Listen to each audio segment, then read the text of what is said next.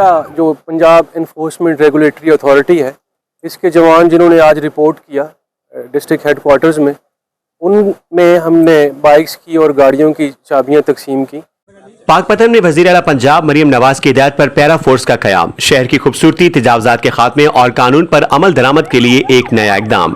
افتتاحی تقریب میں افسران کی شرکت اور جوانوں کو موٹر سائیکلیں فراہم کی گئیں۔ دیکھیے نعیم اشرف رندھاوا کی یہ خصوصی رپورٹ۔ آج تک کی ویڈیوز دیکھنے کے لیے ہمارا چینل سبسکرائب کیجئے اور بیل آئیکن کو کلک کیجئے تاکہ آپ ہماری آنے والی ویڈیوز سے باخبر رہ سکیں۔ وزیر اعلیٰ پنجاب مریم نواز شریف کی خصوصی ہدایت پر پاک پتن میں پیرا فورس کا باقاعدہ آغاز کر دیا گیا۔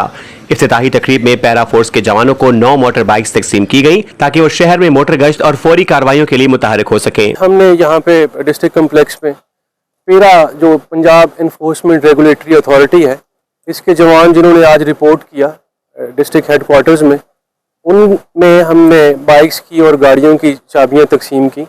بیسیکلی اس فورس کے بنانے کا مقصد آپ کے شہر سے ناجائز تجاوزات، ذخیرہ اندوزی اور جو ناجائز منافع خوری ہے اس کا خاتمہ ہے۔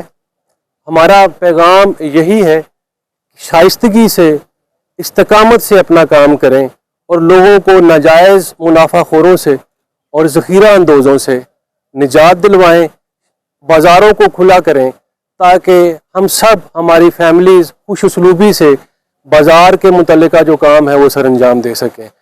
تو آپ سب کا تعاون اس میں ہمیں درکار ہوگا۔ اللہ ہم سب کا حامی و ناصر ہو۔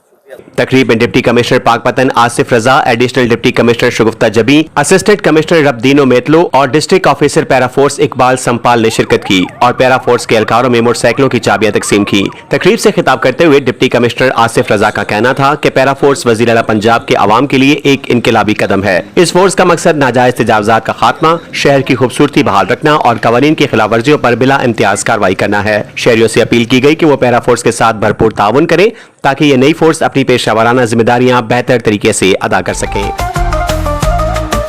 آج تک نیوز، خبر سچ کے ساتھ۔